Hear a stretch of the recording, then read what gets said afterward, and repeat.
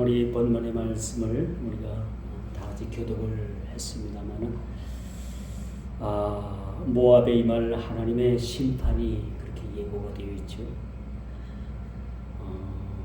하나님은요 궁극적인 그 목적이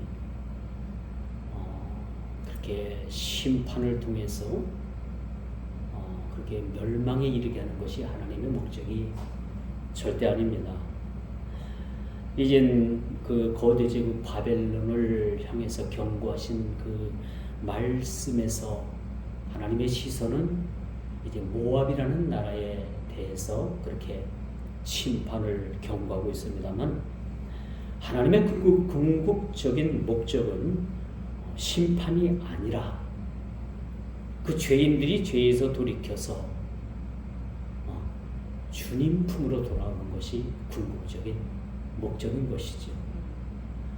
우리를 지으신 목적이 뭡니까? 웨스트민스터 신앙고백 소요리 문답 제1문에 보니까 사람의 제1된 목적은 그분과 영원토록 즐거워하고 그분의 이름을 위해서 우리가 살아가는 목적이 있기 때문에 우리를 하나님께서 지으셨다. 우리가 창세기를 보면 참 너무나도 웅장하죠. 그 스케일이 너무나도 방대합니다. 이 창세기를 읽어보면 우리 성도들도 그렇고 저도 그렇듯이 참 대단하다. 이 하나님의 창조의 세계를 우리가 보게 되면 너무나도 그 스케일이 아주 방대하고 너무나도 정교하고, 그러니까 첫째 날, 둘째 날, 셋째 날, 넷째, 다섯째 날, 여섯째 날 우리 인간을 하나님께서 지으셨잖아요. 여섯째 날 지으시고 난 다음에 지으셨을 때 하나님께서는 우리 인간을 하나님의 형상대로 지으셨다. 우리가 하나님은 영이시기 때문에 우리가 하나님에 대한 어떤 시각적인 그러한 것들을 상상할 수는 없지만, 그래도 성경에서 말씀하시는 바에 의하면 하나님은 자기 형상대로 인간을 지으셨기 때문에 하나님의 형상이 어느 정도, 죄송합니다, 하나님은 영이시기 때문에 이름조차도 감히 부를 수 없는 그런 우리들이지만은 이 말씀에 비춰보면은 하나님의 형상대로 우리를 지으셨다라고 하는 것은 어느 정도 우리가 하나님의 형상을 덧입고 창조된 그런 창조의 작품이라는 것을 우리는 알게 되는 것이죠. 그리고 여섯 번째 날 그 인간을 지으시고 하나님의 형상대로 인간을 지으시고 하나님께서는 심히 좋았더라라고 그렇게 감탄을 하시는 모습을 봐요.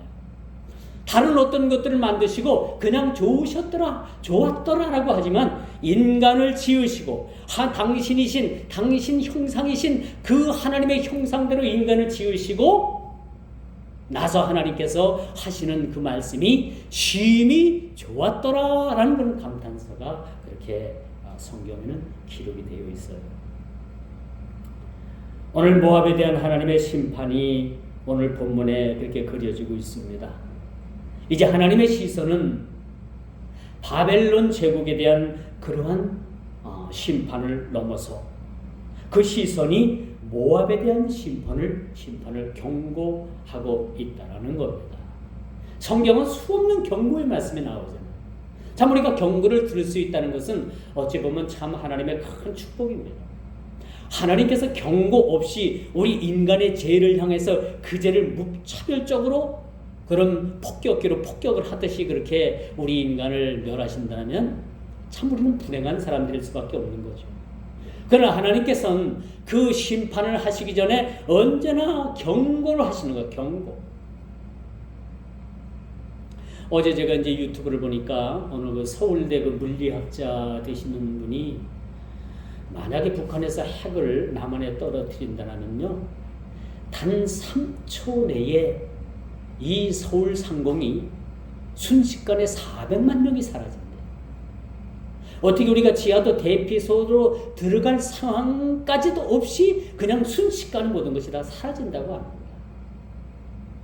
그러면서 우리나라도 이제는 미국의 핵우산, 그 핵우산이 2, 3초 내에 북한에서 쏴가지고 남한 상공에 떨어져서 그렇게 완전히 섬멸하는 그 시간에 미국이 해구산을 쓸 수가 없다는 거예요. 미국이 그렇게 씌워주는 해구산을 우리가 받아 쓸 수가 없다는 거예요. 그래서 이제 슬슬 어떤 이야기들이 지금 여론화되고 있는가 하면 우리도 핵무장을 해야 된다. 저도 이 일에 대해서는 어느 정도 저도 좀 그렇다. 물론 우리가 핵무장을 하게 되면요, 미국에서 경제적인 제재가 들어오잖아요. 말할 수 없는 그런 제재가 들어올 수도 있어요. 그러나 미국이 궁극적으로 남한 상공에 핵폭탄이 떨어지면 미국에서 가지고 있는 핵을 북한에다가 쏠 것인가? 라는 것은 여전히 의문이라는 거죠. 그래서 참 그분의 말이 어느 정도 제가 수긍을 하는 부분들도 있지만, 하나님께서 이와 같이 핵폭탄이 터지는 것 마냥 경고도 없이 예고도 없이 그냥 와서 꽝 터진다면 누구든지 예고할 수가 없는 거예요. 그러나 우리가 참 다행스럽고 하나님의 은혜인 것은 어떤 심판이든지 간에 그것이 바벨론 제국이었던지 메대 제국이었던지 바사 제국이었던지 오늘 말씀에 그렇게 등장하는 모압 나라였던지 하나님은 일단 경고를 하고 계신다는 겁니다. 경고를 하고 계십니다. 이 모압이라는 나라는요, 이스라엘을 끊임없이 괴롭혔던 민족입니다. 이 모압 하면은 이스라엘의 피를 나는 형제입니다, 사실. 그들이 거룩한 이스라엘 회에 들지는 못했지만은 그래도 피를 나는 형제로서 어느 정도 이스라엘에 대해서 좀 호감적인 그런 긍정적인 그런 나라가 되어야 됐음에도 불구하고 그들은 끊임없이 이스라엘 나라를 괴롭혔던 민족이었어요. 한 제국의 멸망은요, 인간의 힘으로는 불가능합니다. 오늘 하나님의 경고는 인간으로서 어찌할 수 없기에, 이스라엘로서 어찌할 수 없기에 하나님께서 나서서 그렇게 모압에 대해서 경고를 하고 있다는 말씀을 드릴 수가 있는 거죠. 지금 중국이 엄청난 군사력에 열을 올리고 있지 않습니까? 이 중국이라는 나라 우리가 앞으로 좀 주시해 봐야 됩니다. 근데 우리 주위에 많은 목사님들과 이 선교사님들은 그런 제목을 가지고 있더라고요. 중국이 러시아 연방 마냥 분열되기를 그렇게 기도하더라고요. 중국이 그냥 소수민족, 여러 민족으로 지금 이렇게 지금 구성되어 있지 않습니까? 중국의 힘을 뺄 수 있는 방법은 중국이 급속하게 공산화되어지고 급속하게 기독교를 탄압하고 이 일을 막는 일에는 우리가 이젠 중국이라는 나라가 이제는 분열되는 방법밖에 없다.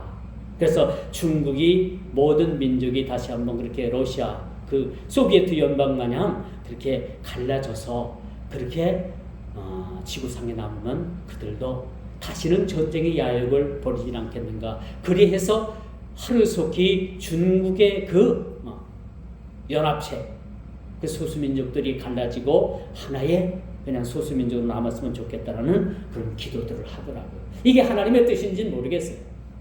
왜 선교사들이 그렇게 기도를 할까요? 지금 선교사들은 중국에 들어갈 수가 없어요.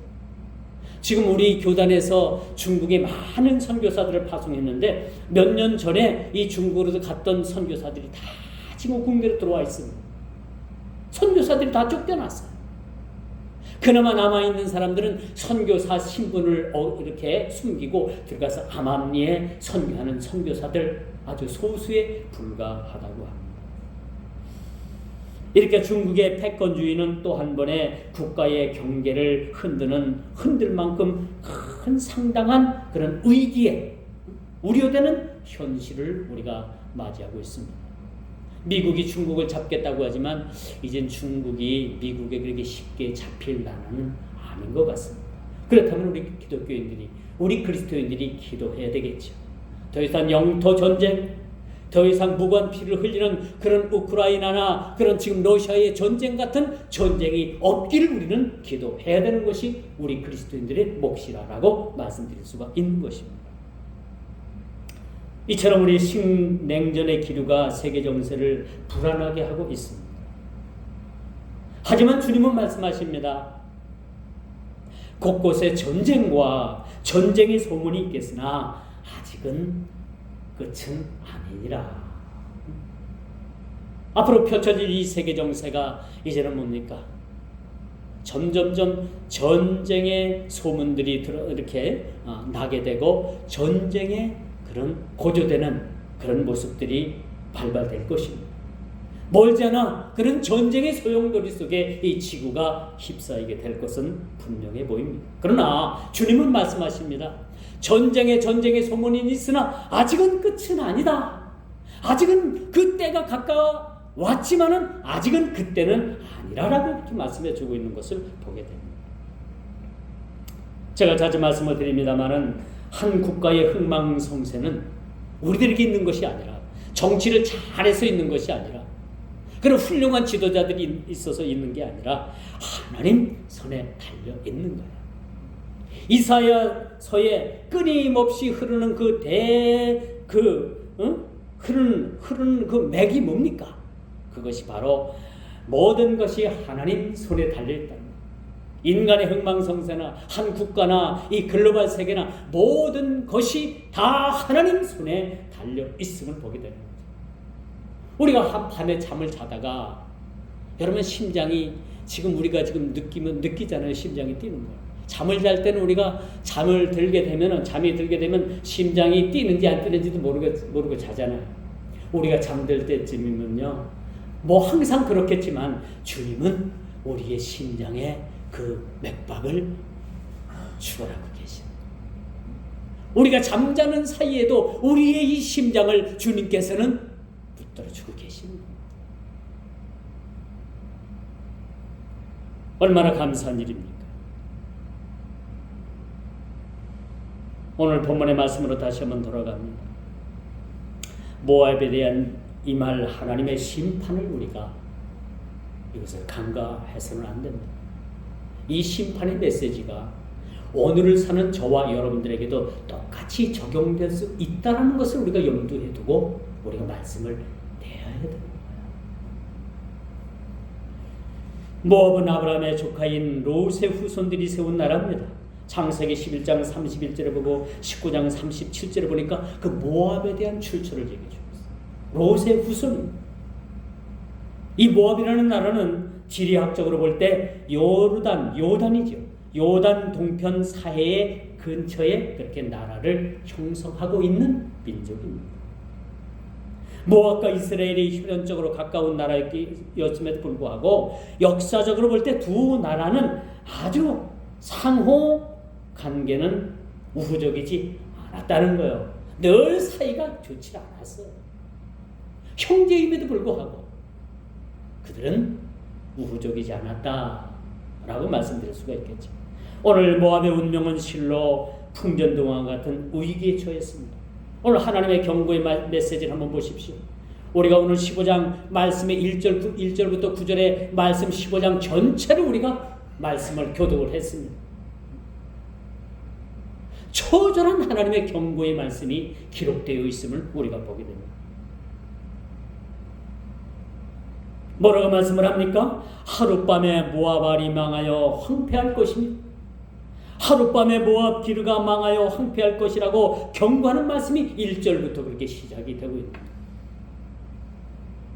어찌 보면 이 경고의 말씀이 하나님의 축복이라고 제가 초대에도 말씀을 드렸지 않습니까? 경고 없이 하나님께서 심판하시면 누구든지 피할 길이 없는 겁니다. 하나님께서는 경고하시죠. 너 이러면 안 돼. 너 노선에서 탈선했어. 이 길이 아니야. 그럼 우리는 곧바로 돌아와야 되는 거죠. 우리가 돌탕의 사건도 너무나도 잘 알지 않습니까? 돌아온 탕자, 그렇죠? 아버지의 분깃을 미리 다 받아가지고 그가 타고 걸어가지고 그 받은 분깃을 다 그냥 소비해버리고 말았어. 돼지가 먹는 지엽 열매도 마음대로 먹지 못해가지고 이제는 한탄을 합니다. 내 아버지 집에 돌아가서 내가 아버지 아들의 신분이 아닌 그런 종의 신분을 가져도 내가 배불리 먹을 수 있겠구나라고 생각해서 그가 자기 고향 아버지의 집으로 돌아오게 되는 그런 모습을 보게 됩니다. 여러분, 화가 렘브란트가 그린 그런 돌아온 탕자, 아버지가 그 아들을 그렇게 품에 안는 그 그림을 여러분들이 봤을 거예요. 그 그림을 보면서 여러분들이 어떤 특징을 보게 됩니까? 한 손은 너무나도 고운 손이었고 한 손은 너무나도 거친 손이었음을 우리가 보게 돼요. 내가 아버지께로 돌아가서 종의 아버지 아들의 그런 아들의 신분이 아닌 종의 모습을 가지고 신분으로 살아간다고 하더라도 내가 배불리 먹을 수 있지 않겠는가? 그런 희망을 가지고 그 아들은 아버지의 품으로 돌아오게 된다는 사실. 하나님의 바람이 바로 그것이었습니다. 하나님께서 경고하시는 메시지가 바로 이런 뜻에 있었다는 것을 우리가 보게 되는 것이죠. 하나님은 심판을 통해 경고를 통해서 심판하시는 목적이 아니라 경고를 통해서 그 그릇된 길로 갔던 자들이 돌아오는 것입니다. 제 자리로 돌아오는 것입니다. 그걸 우리 주님께서는 원하셨다라는 것입니다.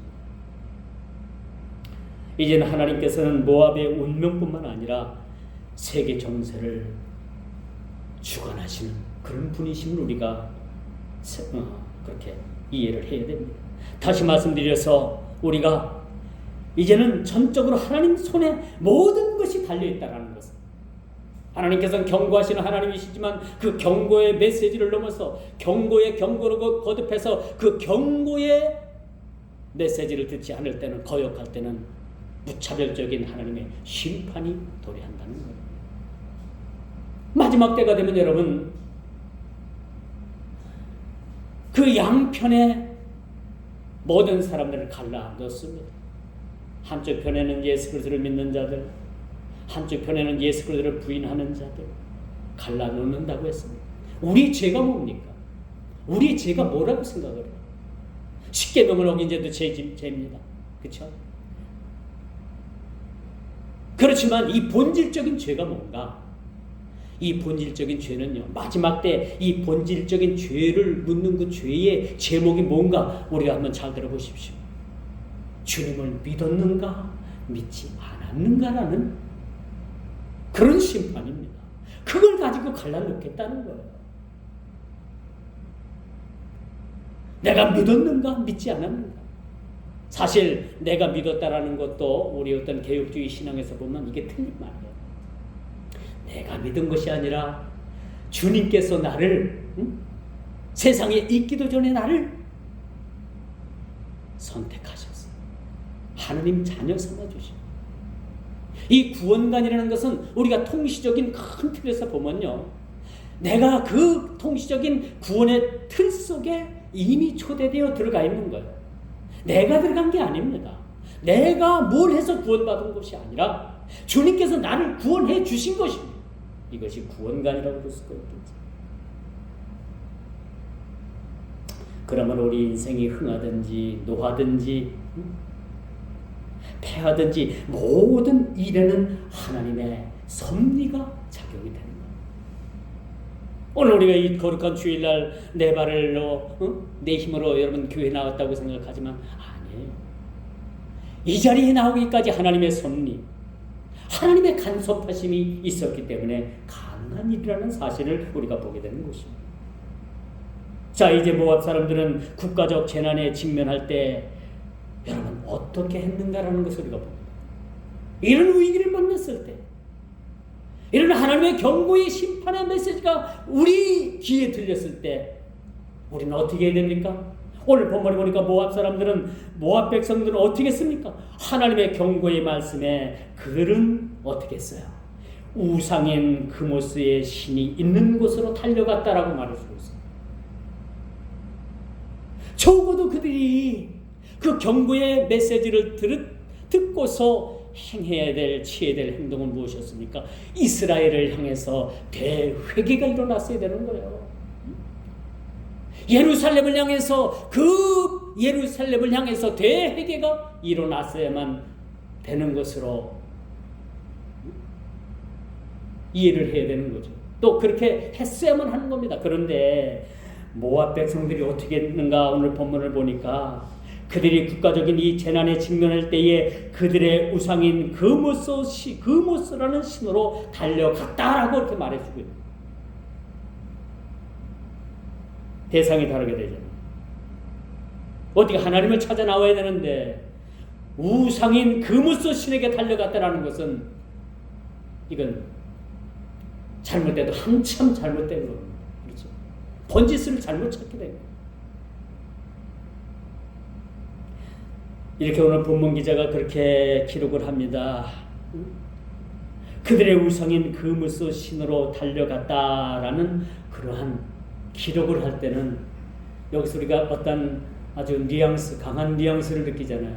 이들이 그무소 신에게 달려갈 것이 아니라 예루살렘을 향해서 그들이 엎드려야만 된다라는 그러한 그 본문의 기자의 바람을 우리가 말씀을 통해서 보게 되는 겁니다. 하나님은 늘 여백을 가지고 계십니다. 하나님은 완벽하신 하나님이에요. 완전하신 하나님이시에요. 그렇죠?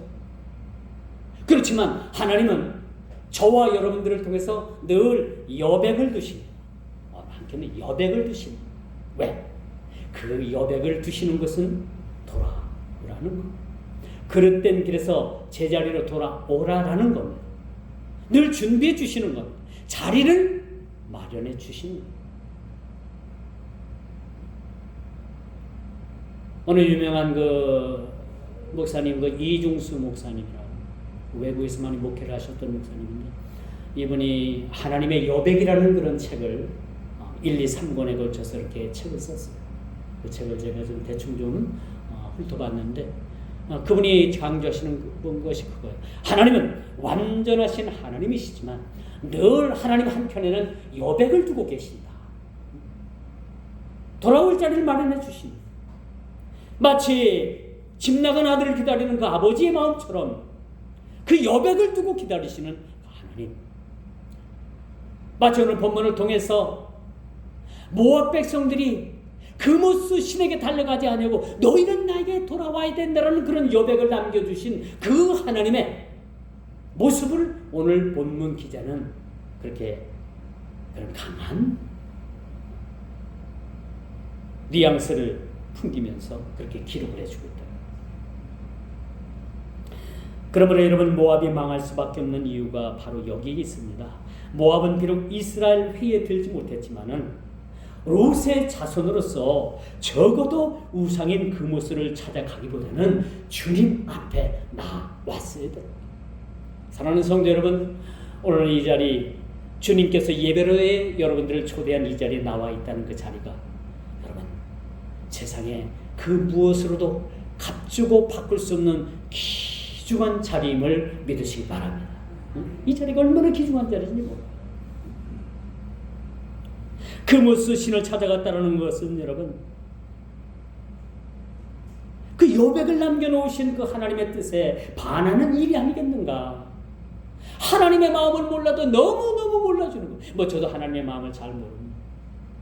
우리가 하나님의 마음을 여러분 우리에게 주어진 숫자대로 우리가 어떻게 헤아릴 수 있겠습니까?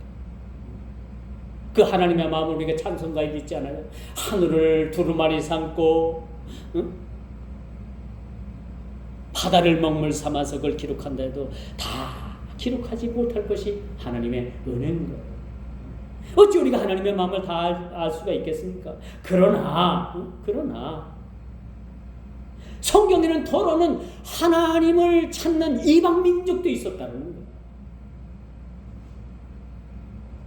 이런 것을 볼 때 하나님의 마음은 오늘 이사야 선지자를 통해서 기록된 이 말씀은요, 너희가 돌아와야 된다는 거예요. 경고의 말씀을 들었으면 돌아와야 된다는 겁니다.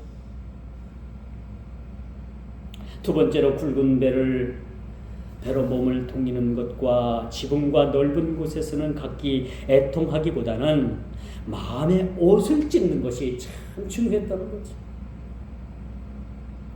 신앙은 여러분 형식이 아니고 우리가 현실 속으로 돌아오는 겁니다. 그렇죠? 신앙이 결코 형식이 되어서는 안 됩니다. 신앙은 우리가 생활 속으로 들어오는 겁니다. 부딪히는 겁니다. 거기서 어떤 오류가 날 수도 있어요. 그렇지만 시행착오가 있다 할지라도 그 신앙 안으로 들어와야 되는 거죠. 모압의 지도자들과 백성들은 겉옷을 찢는 것이 아니라 마음의 옷을 찢고 주님께 돌아왔어야 되는 거예요. 우상인 그물소 신에게 달려가는 것이 아니라 예루살렘을 향해서 그들이 엎드려 있어야 되는 거예요. 예루살렘 성전을 향해서 그들이 엎드려 하나님의 경고의 말씀을 그렇게 겸허하게 받아들여야만 했다는 것입니다. 이제 모압의 전 지역에 걸쳐서 애곡하는 소리가 들려옵니다. 참 안타깝죠. 모압의 패망에 대한 그들의 비탄이 모압 전역에 가득 차서 어느 한 곳이고 예외적인 곳이 없음을 보여주고 있으면 이것을 총체적인 난국이라고 표현할 수밖에 없는 거죠. 총체적인 난국. 저는 강단에서 자주 말씀을 드립니다만 이 대한민국이 지금까지 지탱하고 대한민국이 지금까지 있어온 것은 다 누구 덕입니까? 기도하는 1000만이 넘는 우리 그리스도인 덕입니다. 나라의 경제 이만큼 세계의 그런 OECD 국가 중에서도 세계 10위의 경제력을 자랑하는, 이미 여러분 외국에 나가보면요 우리나라 여권만 들고 가도 VIP 취급받아요. 웬만하면 다 패스입니다. 웬만하면 다 패스 시켜줘요. 이만큼 우리나라 여권이 힘이 있습니다. 이렇게 이런 나라가 되기까지 정치를 잘했어요? 경기를 잘 읽었어요? 아니에요. 하나님께서 이 나라에 기도하는 백성, 이 나라의 모든 수많은 교회들을 통해서 그렇게 엎드려 울며 기도하고 하나님께 매달린 그런 우리 그리스도인들이 있었기 때문에 가능하다는 사실, 여러분 이것은 정확한 말씀입니다. 오늘 본문에 보니까 모압의 부르짖는 통곡 소리가 어찌나 큰지 아른 골짜기에 있는 아하스에서도 들릴 만큼 온 나라가 애곡하고 통곡하는 소리가 그렇게 비탄에 빠진 모습을 우리가 보게 되는 것입니다.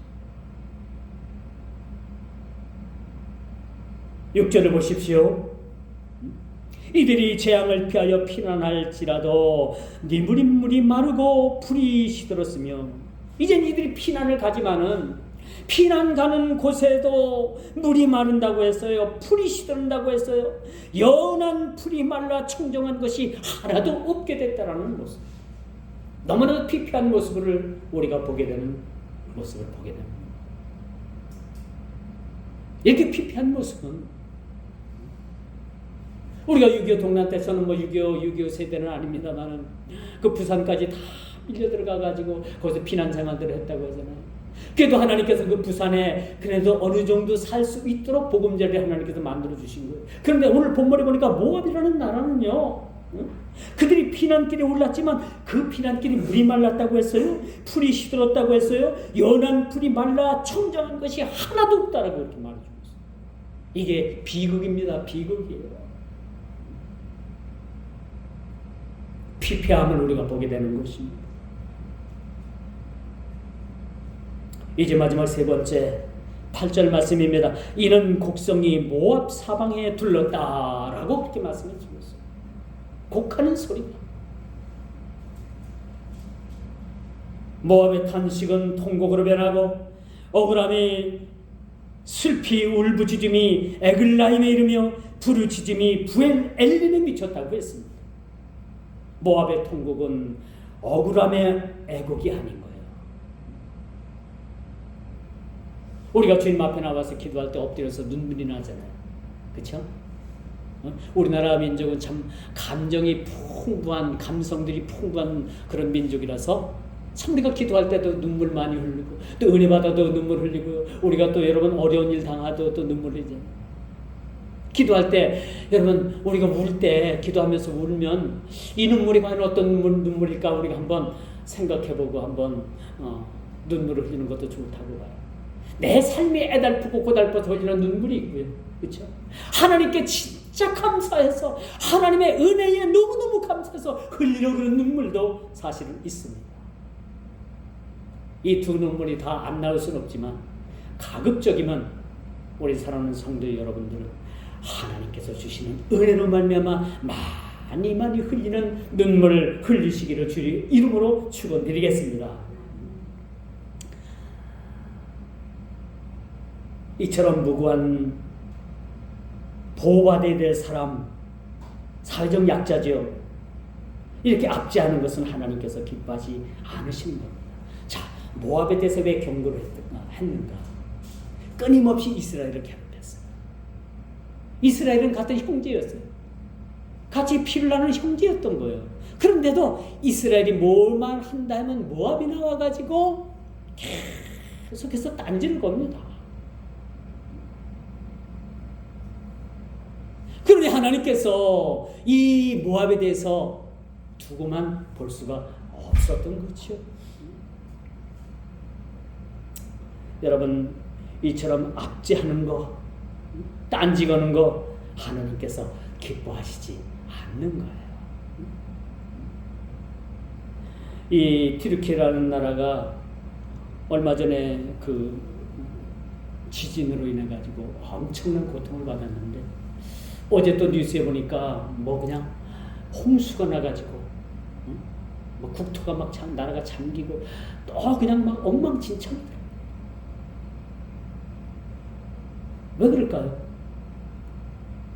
여러분들이 성지순례를 다녀와서 알겠지만은 이 터키라는 나라는 이 초대교회 7교회들이 거의 다 이 터키에 그렇게 소재하고 있습니다. 과거 2000년 전에 그렇게 그 영화를 그들이 지켜내지 못해서요. 그 과거의 기독교의 찬란한 문화를 그들이 다 유산을 가지고 있는 나라입니다. 그런데 그들이 지금 뭐예요? 이슬람에 완전히 나라가 그렇게 뒤바뀌었어요. 어떤 그 터키를 여행하던 분들이 얘기를 들어보면 그 터키의 그 막 그 고성, 그렇게 그 이슬람의 그 사원에서 막 그냥 막 막 나오는 그 소리 때문에 너무나도 정신이 혼란하대요. 그런 얘기를 들었습니다만은 이 터키라는 나라는 적어도 이제는 돌아와야 되는 나라가 되지 않았는가. 그렇게 하나님께서 시련 주시고 그렇게 엄청난 재앙을 주실 때는 터키라는 나라는 이제는 국가 수반을 비롯해서 말단 공무원 또 가장 낮은 백성에 이르기까지 이제 뭔가를 왜 우리 민족에게 이런 시련을 주는가라는 것을 한번 생각해 볼 만도 한 때가 되지 않았는가. 그런 기독교적인 찬란한 2000년의 그런 역사를 가지고 있는 이 나라가 왜 그렇게 될 수밖에 없고 왜 이런 시련을 당하는가 라는 것도 우리가 영적인 안목을 가지고 한번 살펴보는 것도 좋다고 생각합니다.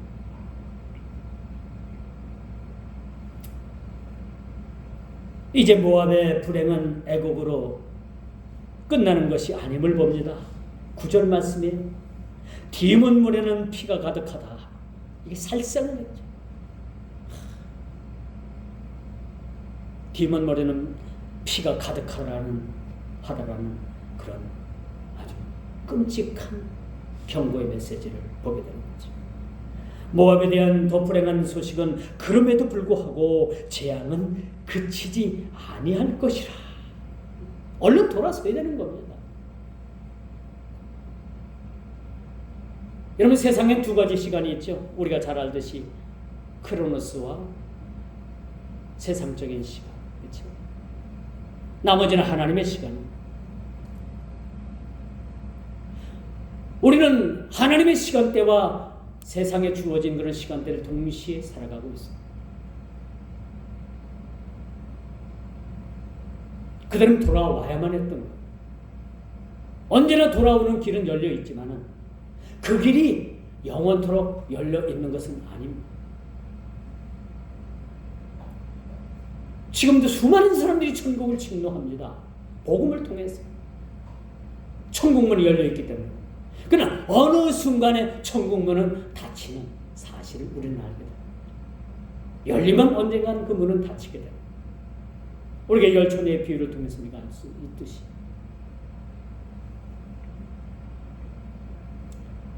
오늘 9절의 끔찍한 말씀을 다시 한번 볼게요.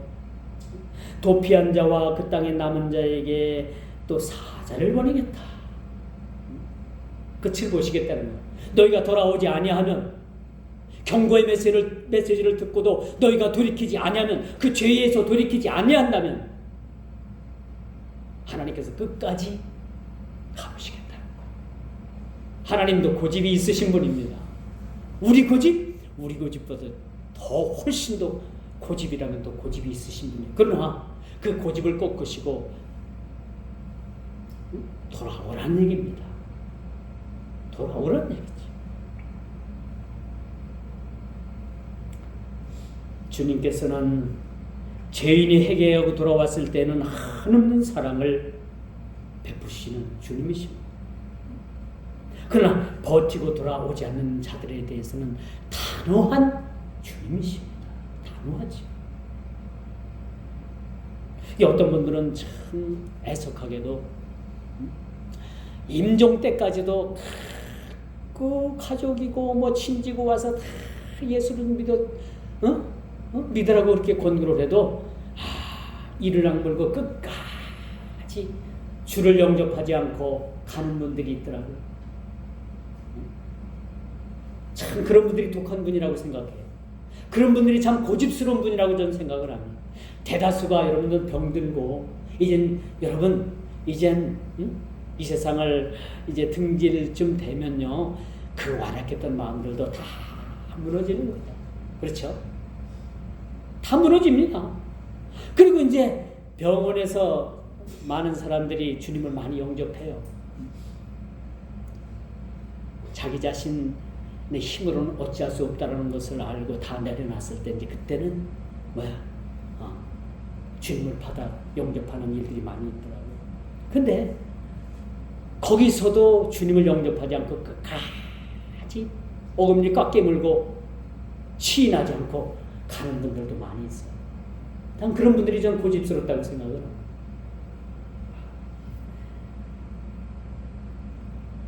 여러분, 도피해서 생명을 부지했다고 하더라도 그 땅에 남은 자에게 사자를 보내서 더 이상 피할 곳, 숨을 곳이 없도록 하시겠다는, 어찌 보면 좀 잔인하다. 아우 참 하나님 너무나도 잔인하셔요.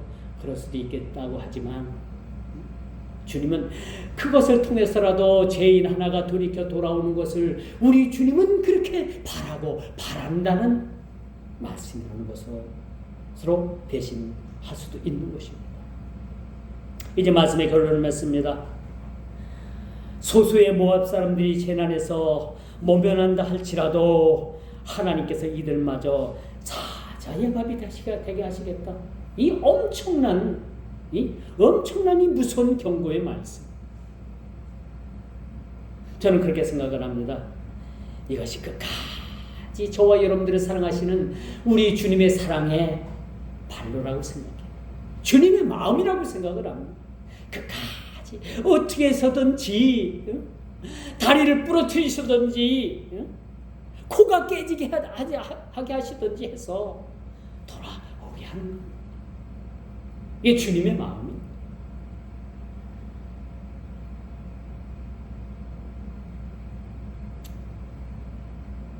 제가 이사야를 강론을 시작하면서 여러분들에게 말씀하신 말씀이 있습니다.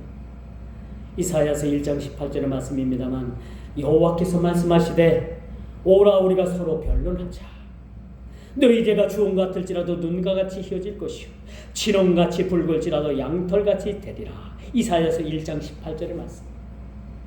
이게 총 주제입니다. 사실 이렇게 모압을 깨뜨리고 바벨론을 깨뜨리고 경고를 하고 심판을 한다고 하시지만은 우리 주님께서는 1장에 이렇게 전제 조건을 내걸고 말씀을 하신 거예요. 이 말씀이 얼마나 중요합니다. 서로 변론해보자. 너희 죄가 주홍 같을지라도 눈과 같이 내가 깨끗하게 해주겠다. 너희 죄가 주홍과 진홍 같을지라도 양털같이 깨끗하게 해주시겠다라고 그렇게 약속을 하고 이 말씀이 그렇게 전개되어 나가고 있는 모습을 우리가 보게 되는 것이죠. 이처럼 우리가 심판의 경고 중에서도 영적 각성을 우리가 통해서 회개의 촉구를 받아들이는 것이 우리에게 복입니다. 엄청난 우리에게 주시는 하나님의 은혜인 것이죠. 주님은 오늘도 죄의 자리를 떠나 우리가 구원으로 초대되기를, 구원의 반열에 우리가 서게 되기를 원하시는 주님이십니다. 또 그에 우리가 상응하는 응답하심이, 응하심이 우리에게 여전히 남아있다는 거죠. 자, 주님께서는 멸망의 자리에서 떠나 돌아오라는 것이 오늘 말씀의 핵심입니다. 심판 아니에요. 돌아오는 겁니다.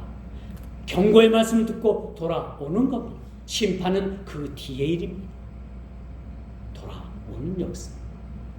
우리 모든 죄악에서 우리가 돌아오는, 주님께로 돌아오는 그런 역사가 우리 모든 삶에 넘치기를 주 이름으로 축원하면서 말씀을 맺도록 하겠습니다. 기도합니다. 너희는 여호와를 만날 만한 때에 찾으라, 가까이 계실 때에 그를 부르라 라고 말씀하십니다. 주님, 우리가 주님을 만날 만할 때에, 찾을 만할 때 우리가 주님을 찾게 해주시고, 우리 죄가 주홍 같을지라도 죄의 문제를 해결할 방법은 오로지 그 방법을 제시해 주신 분은 예수 그리스도라는 사실을 우리가 깊이 깨달아 주님께 돌아가게 하여 주옵소서. 멸망받아야 될 모압의 죄보다 우리의 죄가 가볍지 않음을 우리 스스로가 인정하게 해주시고, 이 시간 우리를 구원해 주신 주님 앞에 겸허히 감사하고 그 은혜를 따라 살아갈 수 있는 거룩한 주의 백성 되게 하여 주옵소서. 예수님의 이름으로 기도드리옵나이다.